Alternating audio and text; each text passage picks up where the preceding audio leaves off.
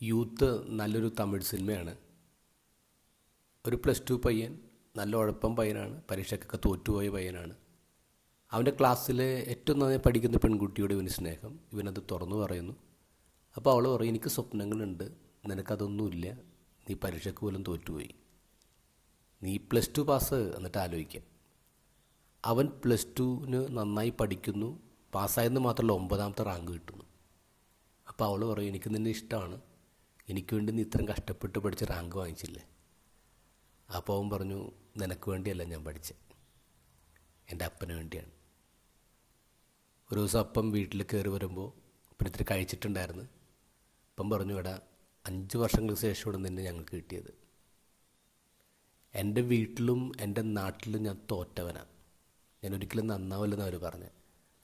പക്ഷെ എന്നെ മനസ്സിലാക്കിയിട്ടുള്ള ഒരാളേ ഉള്ളൂ, നിൻ്റെ അമ്മ. അതുകൊണ്ട് എല്ലാം വിട്ടേച്ച് അമ്മ എൻ്റെ കൂടെ ഇറങ്ങി വന്നേ.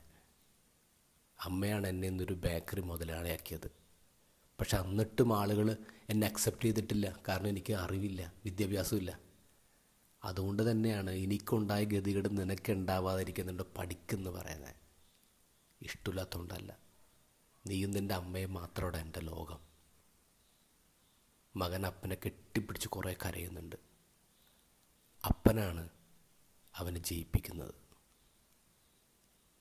ഇന്നത്തെ ഗോസ്പലിൽ ഈശോ പറയുന്നു, എൻ്റെ പിതാവ് അട്രാക്റ്റ് ചെയ്യാതെ ഒരാൾക്കും എൻ്റെ അടുത്ത് വരാൻ പറ്റില്ല. ആരെങ്കിലും ഒരാൾ ഇങ്ങനെ വിചാരിക്കുകയാണ്, എൻ്റെ പ്രസംഗം കൊണ്ട്, എൻ്റെ ജീവിതം കൊണ്ടിട്ടാണ് അവൻ ക്രിസ്തുവിനെ അറിഞ്ഞതെന്ന് പറഞ്ഞാൽ മണ്ടത്തരാണ്.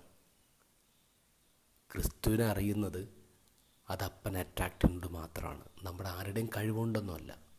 It's full grace. നമ്മളെ ക്രിസ്തുവിലേക്ക് ആകർഷിക്കുന്നത് ഈ ലോകത്തുള്ള ഏതെങ്കിലും വ്യക്തിയുടെ ജീവിതമോ പ്രസംഗമോ അല്ല, അത് നമ്മുടെ അപ്പനായ ദൈവമാണ്.